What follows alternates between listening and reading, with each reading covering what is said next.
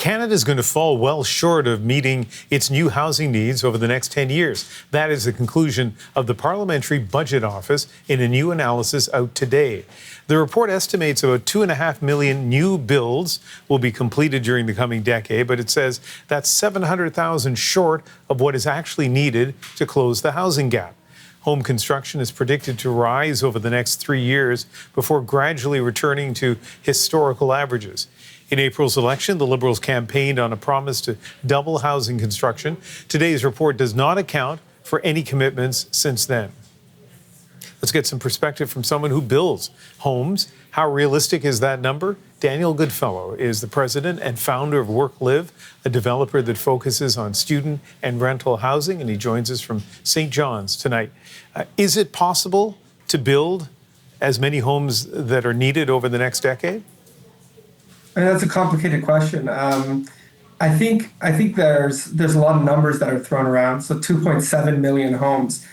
If you put that in perspective, the most homes that have ever been started in any given year was in 1976, about 273,000 homes that were started. So that's the record in the country. It would involve Canada meeting that record every single year for 10 years to get to the 2.7 million mark. The additional 700,000 homes. I mean, these numbers, again, they're so big. It's difficult. It's difficult to really comprehend the scale. An additional 700,000 homes are completely out of reach. To put it in perspective, if I were to buy a piece of land, so I'm a developer, I develop in 5 provinces across the country. And right now I'm coming to you from St. John's, where we're building a 700-bed development for students at Memorial University. I bought the piece of land that we're completing it for September 1st. I bought it in 2019. So it's 6 years of work on one piece of land to get it developed. So there, not only is it a very lofty objective to get to 270,000, there is a lag between the time you say you want to start and the time you're actually delivering those units. So that insight into the lag is really important and really helpful. Beyond that, just the time it takes to go from acquiring land to actually having a finished product. Beyond that, what are some of the obstacles you face and other developers face when it comes to building? That's a great question. So, there's a lot of finger pointing in the housing crisis. Some of it goes to developers, and I guess that's a clean hit. I mean, there's a lot of developers that are trying to maximize profit, and so they're trying to rent for the most they possibly can or sell for the most that they possibly can. But, there's some that go to municipal governments for entitlements. But in any problem, it's really multifaceted, a lot of layers, a lot of complexities. I'll give you an interesting statistic. There's studies that are done about what is the total throughput, what is the total amount of construction, if you take a look at our industrial capacity between labor and suppliers and equipment that we have in the country to build.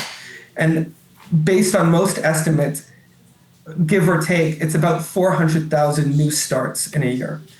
And so the maximum, if everything were perfect and everything were perfectly tuned, would be that we could build about 400,000 new doors every year. But what's interesting about that stat is, different areas have demand that, and different areas have supply of, various goods. So it's not necessarily that you're going to have 400. It's not necessary that you're going to have 400,000 new doors being built. There's a labor need, right? That the closest we've ever come to breaking that 1976 record was in 2021. And I was building in 2021.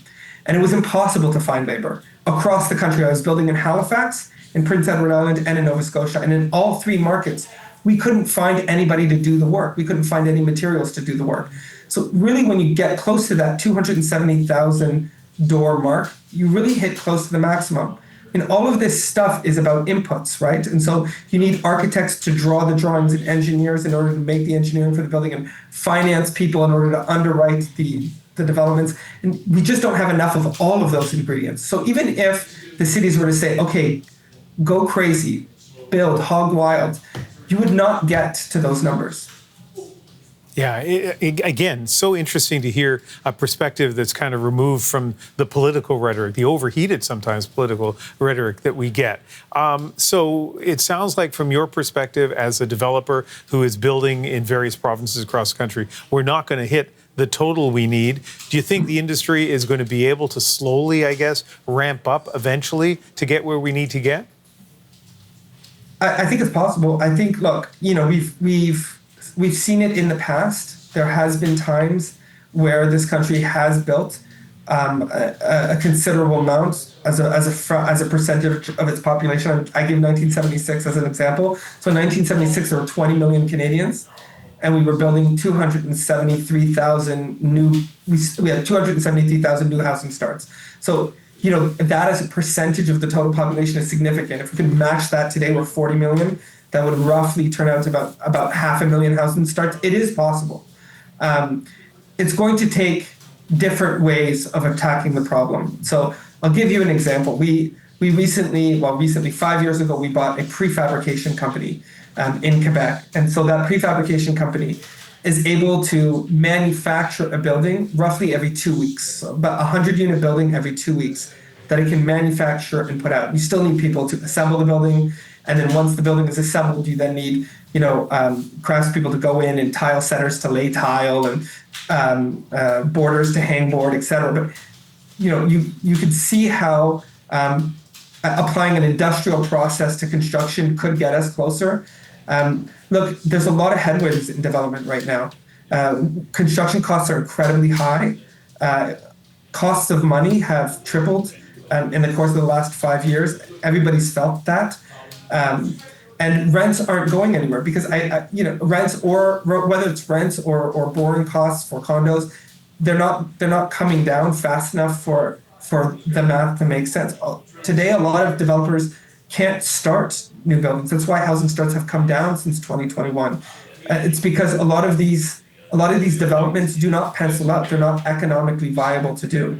Mm-hmm. So something would have to change. Something very fundamental in the market would have to change. Again, it is fantastic having your perspective, Daniel. Thank you very much for speaking with us. It's my pleasure. Daniel Goodfellow is the president and founder of WorkLive, and he is in St. John's, Newfoundland tonight.